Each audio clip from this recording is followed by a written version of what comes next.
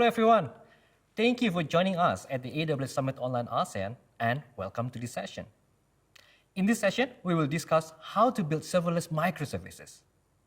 While the main topic is serverless microservices, but we want to take it to the next level by introducing you to a few design patterns that you can implement today with AWS serverless services. This is an L200 session and is perfect for those who have experience in building with AWS and are getting started to build microservices or looking to improve the architecture. My name is Doni Prakoso. I'm a senior developer advocate at AWS, and let's get started. To help you understand this session, these are the key points of discussion. We'll start with why developers are moving to microservices. But even it's the most preferred approach for developers to build their system, it also has some drawbacks and challenges, both for development and operations. And that's when serverless jumps in and can be the first option for you to build your microservices so you can stay agile while reducing complexities. And there are many design patterns, but we have picked some design patterns that will help you design your microservices to solve some challenges. This session is also packed with demos to give you more understanding. And after this session, you will understand what serverless services that you can consider to use and design patterns implementation for your microservices using serverless computing on AWS. One of the various reasons why developers move to microservices is simply that it helps them expand and scale. With monolithic architecture, all processes are tightly coupled and run as a single service. And this means that if one process experiences high traffic, the entire architecture must be scaled. And adding features becomes more complex as the code base grows. And within microservices architecture, the application is built as independent components that run each application process as a service. Each service can be updated, deployed, and scaled only for a specific area of an application. Adopting microservices also enables you to do more experiments, as you can also try out new ideas and roll back if something doesn't work. And as the service runs independently and flexible scaling, it increases an application's resistance to failure. With this perspective, microservices gives various benefits for you. You can stay agile and increase development velocity. While microservices give us more benefits, it also introduces some challenges due to the complexities of a distributed system. The architecture now becomes more complicated as we have more granularities and various moving parts in our architecture. In general, microservices introduce complexity challenges for three broad areas: development, operational, and infrastructure. Development teams need to think in terms of distributed application design and interaction patterns. And these design patterns, such as asynchronous communication to event-driven, are probably not something that developers are used to. Moreover, the element of environments where the application runs becomes more complex as each service requires more integration and communication with other services.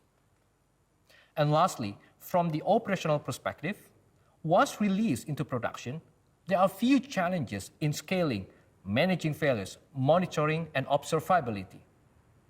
All of these are probably a new area of complexity that prevent organizations to grow and expand. And to reduce this development and operational complexities, many developers adopted the serverless first strategy. A serverless first strategy is a strategy to prioritize the tenets of serverless in your applications, operations, and development cycles. And AWS founded the concept of serverless on the following tenets: no server management, pay-for-value services, continuous scaling, and built-in fault tolerance. Serverless technologies come with benefits that give you advantages. First, you can stay agile and deliver products to customers as fast as possible. You also have your applications and infrastructure to be reliable, highly available, and scalable. And all of this with a lower cost of ownership while still having the highest security and isolation. Simply put, adopting a serverless first strategy is a perfect fit for building microservices. And from a technical perspective, it does make sense because serverless technologies are modern computing. While many customers associate serverless with AWS Lambda, there are serverless services at all layers of the stack. And it's really when we integrate all these other components surrounding Lambda, such as messaging, orchestration, storage, and compute, that we start to see much bigger benefits. When you build microservices, you gain more value by combining all of these components and achieving operational efficiency. At this point, we have understood why developers are moving to microservices and why they adopt the serverless-first strategy. Now, the most common question asked for those who are just getting started building microservices is, which services do I need to use? And that's a good question. In this session, we're going to focus on AWS Lambda and Amazon Event Bridge, as the combination of these two services you can solve specific challenges in distributed architectures with little effort. First, AWS Lambda. AWS has a variety of services, especially in the computing layer that you can use. But of all these services, AWS Lambda may be the best option for you for a couple of reasons. First, with AWS Lambda, you can run your code without needing to manage the server. All you need to do is upload your function code, and AWS Lambda does the rest. And not only that, but AWS Lambda will also perform scaling according to the requests received, from only 10 requests to 1 million requests. And we don't need to do additional configuration, installation, or server management. You can also write your Lambda function in multiple runtimes, such as Python, Go, and even bring your own custom runtime. Now, deployment-wise, you have the flexibility to write code inline, package them using a zip file, or streamline with your CI/CD by using container images. An important concept in AWS Lambda is events. AWS Lambda is a function, and to run it, it must get a signal. And these signals are called events, and they can take any form. For example, an event could be a proxied HTTP request from API gateway, an event when you upload a file to Amazon S3, or to consume event from producer using PubSub communication. This versatility, reliability, and scalability of AWS Lambda makes it a fundamental building block when you build serverless microservices. The next service is Amazon Event Bridge. So in microservices, it's imperative to have each service can communicate with each other. And this communication and interaction are what makes microservices a system. Amazon Event Bridge is an event bus that makes it easy to ingest and process data across AWS and SaaS applications. Event Bridge removes the friction of writing point-to-point integration by letting you easily access changes in data that occur in both AWS and SaaS applications via a highly scalable central stream of events. With Event Bridge, you get a simple programming model where event publishers are decoupled from event subscribers, allowing you to build loosely coupled, independently scaled, and highly reusable event-driven application. And because Event Bridge is serverless, there is no infrastructure to manage, and you only pay for the events you consume. So let's take a look at how Event Bridge works. First, events. An event indicates a change in the environment. This can be an AWS environment, a SaaS partner service or application, or one of your custom application or services. Next, event buses. An event bus receives events, and when you create a rule, you associate it with a specific event bus. And the rule is matched only to events received by that event bus. Your account has one default event bus, which receives events from AWS services, and you can also create custom event buses to receive events from your custom application, and create partner event buses to receive events from SaaS partner application. And rules. Rules match incoming events and route them to targets for processing. A single rule can go to multiple targets. And lastly, targets. A target processes events received in JSON format. It can be Lambda functions, Kinesis streams, Amazon EC2 instances, and various AWS services.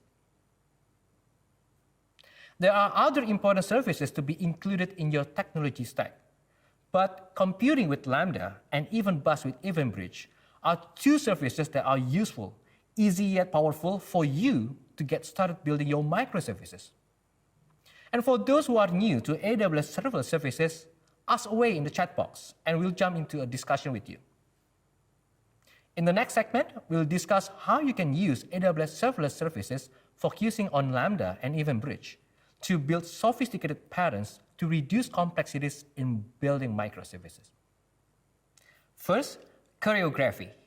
I cannot stress this enough that it's really an important concept to move away from the challenges in using synchronous communication. As your system grows, you might need to add more features. And in most cases, this technology translates to building another service, most probably in form of a Lambda function in serverless microservices. And in microservices, they need to interact. With synchronous communication, such as HTTP API, system performance could potentially degrade over time as it requires calling to more services in a blocking way. And this introduces tight coupling between services that participate in the processing of the business transaction. One of the most commonly used patterns is called publish subscribe, or in short, PubSub. And you can implement this pattern by using Amazon Event Bridge as a serverless event bus for a service communication. And one of the best things is you don't need to write point-to-point integration. You can create your own custom event bus, define various rules for specific targets, and you can also integrate with external SaaS applications by ingesting events from partners. If you've been building with AWS Lambda, you might be aware of this code anatomy. We have dependencies, including required libraries, then we have our main logic, and most of the time, we include them in the main handler. And sometimes, to support the logic, we need to have common helper functions.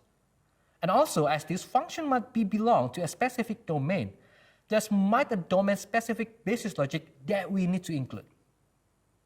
In short, from this anatomy, we can see that sometimes we need a library, dependencies, or functions that we commonly use in serverless functions. One feature of AWS Lambda that can help us in this situation is AWS Lambda layers. With Lambda layers, we can use shared function for multiple functions in AWS Lambda. Lambda layers lets functions easily share code. You can upload the layer once and reference it within any function. A layer can be anything from dependencies, training data, or configuration files.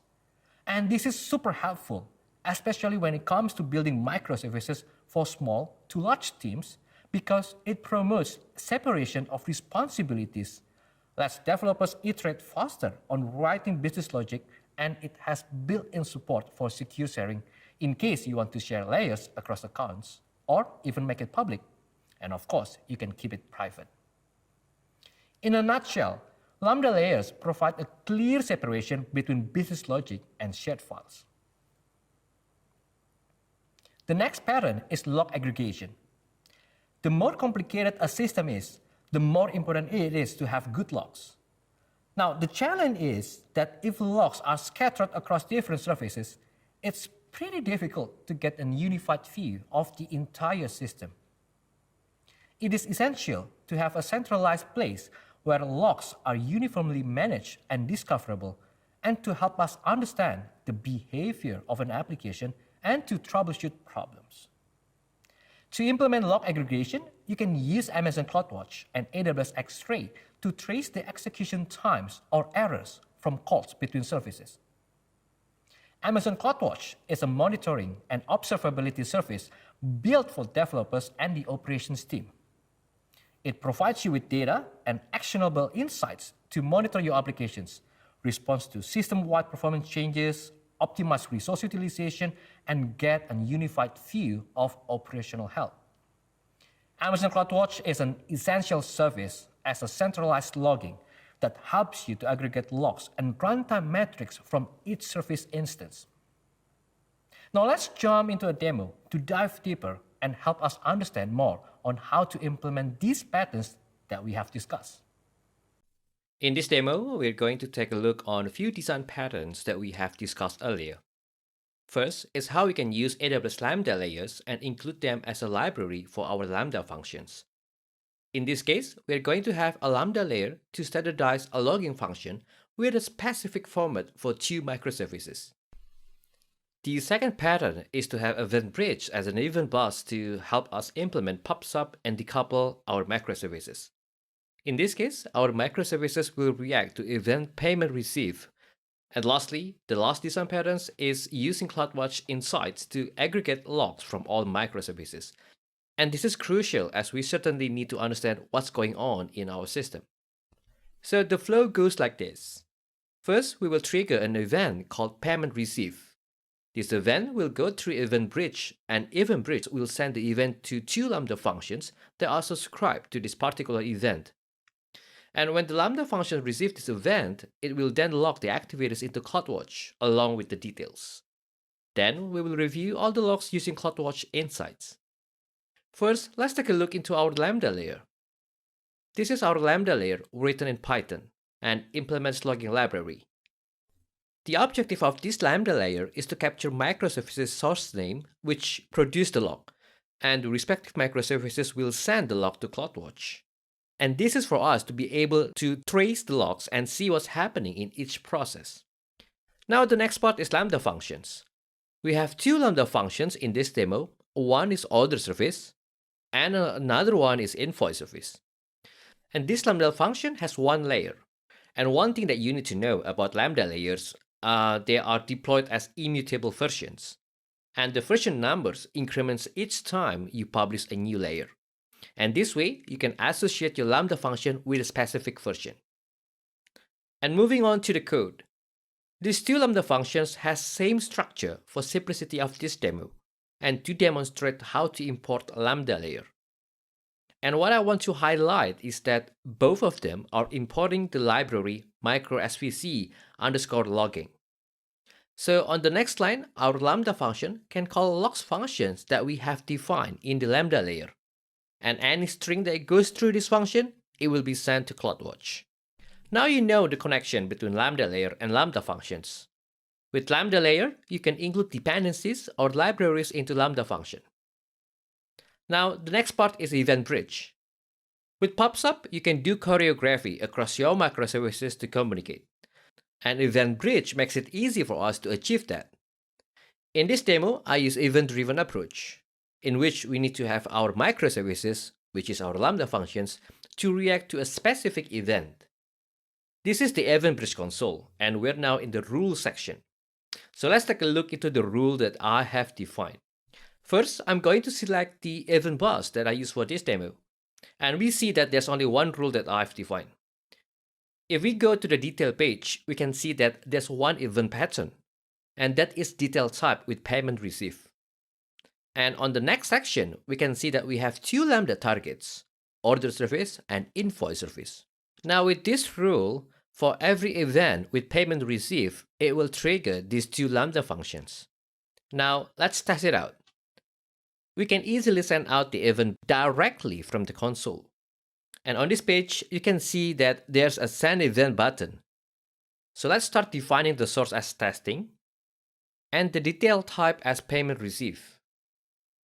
We can add more detail for this event, but in this case, I will leave it empty. And click on send, and the event is sent. Now let's go to CloudWatch, see if we can retrieve the logs produced by our 2 Lambda functions. In this demo, we are going to use CloudWatch Insights to aggregate all logs. And why I love to use CloudWatch Insight is that I can select all log groups that I need, in this case from 2 Lambda functions. Now, if we run this, we can see that we have all the logs from these 2 functions. And we can also make a custom query. In this case, I'm going to filter only with a specific keywords. And you can see that we got the results. So we just did a demo on how to implement shared dependencies with Lambda layers, PubSub with Event Bridge, and log aggregation with CloudWatch. This architecture is quite simple and it will give you benefit on expanding your system, plus everything runs serverless. The next pattern is the API gateway pattern. As we build in microservices, we often realize that we will eventually create many backend services, and these services are needed by the client. The more traffic we have, the more requests our backend receive, and this chattiness could potentially degrade the performance over time. Now, in this case, we want to reduce the number of call requests to backend services, but still maintain the stability or even improve application performance. To solve this challenge, you can implement an API gateway pattern. And to implement this pattern, you can use Amazon API Gateway. With Amazon API Gateway, you can integrate your API gateway with backend endpoints. It also enables you to create, publish, maintain, monitor, and protect REST or WebSocket APIs at any scale. Amazon API Gateway provides many other capabilities required of production-grade API, such as throttling, caching, logging, API tokens, authentication, or authorization, making it essential as the front door of your microservices. Now, if we combine the API gateway pattern and choreography pattern that we have discussed earlier, this is what we're going to have. It's a common practice to have APIs in the front, while on the back end, we have asynchronous communication between microservices. The API gateway pattern is a central point to manage all incoming requests and asynchronous communication for non-blocking calls to services and allow the services to scale independently. This architecture requires a different perspective, and for you who have questions, ask away in the chat box and we'll jump into a one-on-one discussion with you.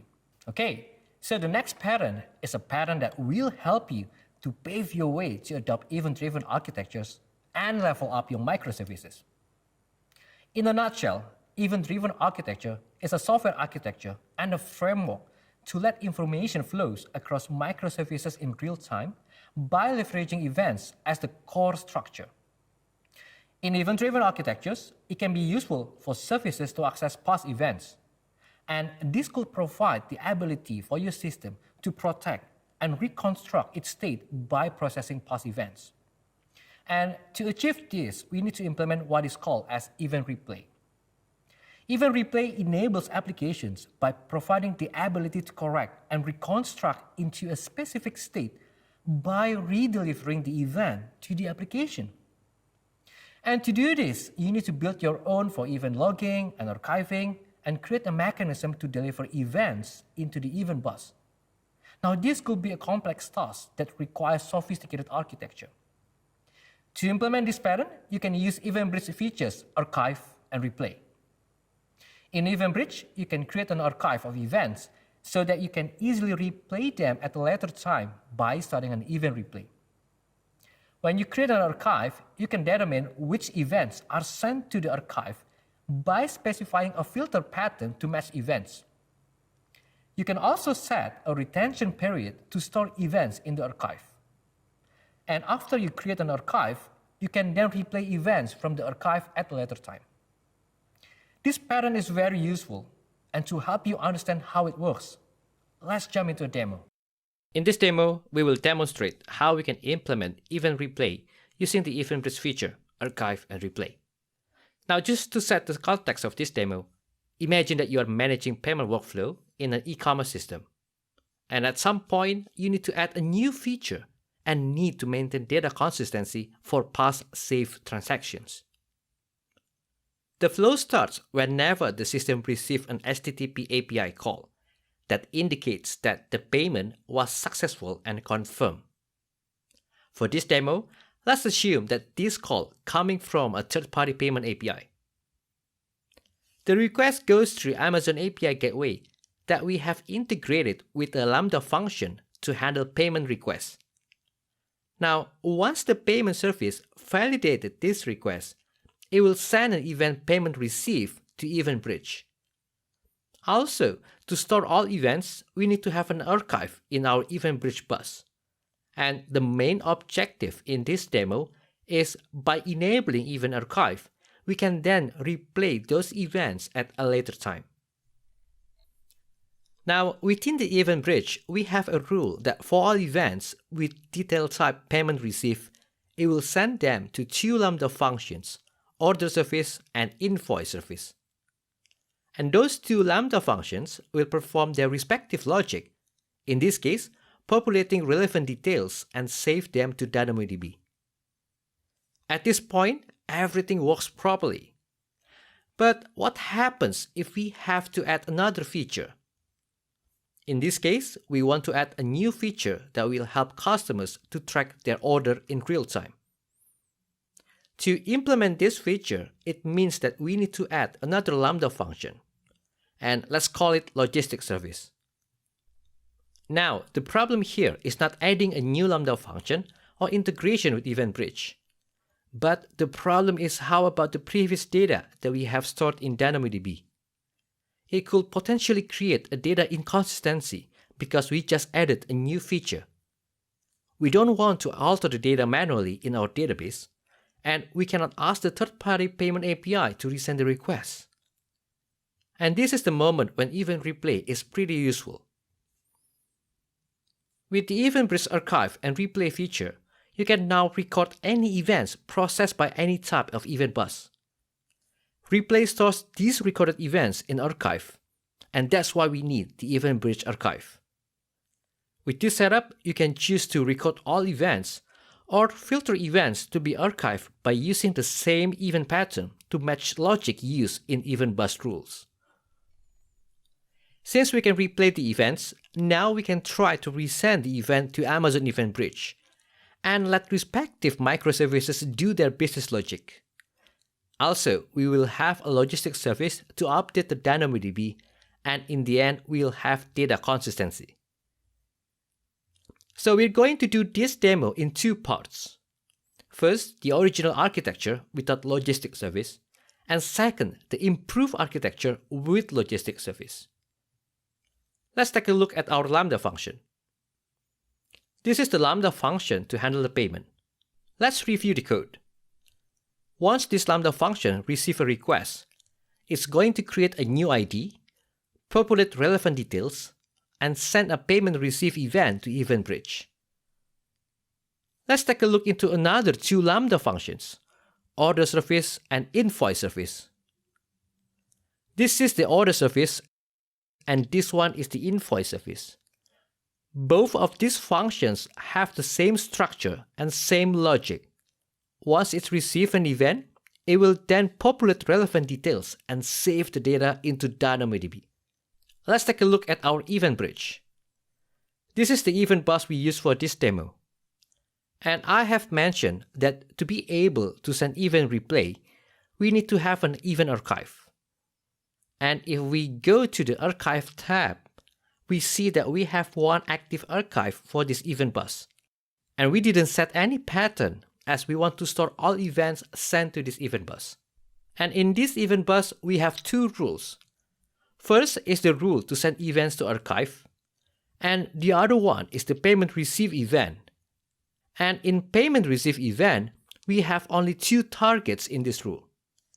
So simply to say, whenever this event bus receives an event called payment receive, it will send the event to our Lambda functions. Okay, so let's test it out. As I'm using CDK to build this demo, I can get the HTTP API endpoint from the output. Let's copy this endpoint and send the curl command to this endpoint to illustrate that this request is coming from an external API. Okay, we have a success response from the API. And now, what happens in the background, the payment service will process the request, send the payment receive event, and order service and invoice service will receive the event and save all data into DynamoDB. Now, let's check our DynamoDB. We can see that we have all service completed the process, and we can see each service has updated the data with relevant details. And this is the first part. The next part is we need to add another feature, logistics service, and we need to replay the event to reflect the new features that we have added, so all past transactions will be updated by logistics service. So I'm going back to my CDK, add the logistics service, update the rule so it will target this new Lambda function, and deploy it.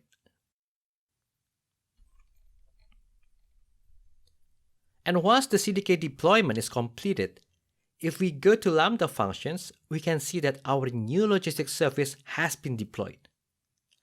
Let's review the logistics service code. You will notice that it has the same structure and same logic as what we have on invoice service and order service. So once this Lambda receives an event, it will populate relevant details and store the data into the database. And if we go to Event Bridge, we have our new rule updated and added the logistics service as one of the targets. Now let's replay the event. To do this, we need to navigate to the event archive and start a new replay. We enter a name and add a description. We make sure that we selected the correct event archive and also event bus, and set the start time of the first event and end time of the last event to be replayed. And we click the start replay. Now at this point, we will have the payment receive event is being replayed, and that event is going to be processed by order service, invoice service, and also by our new logistics service.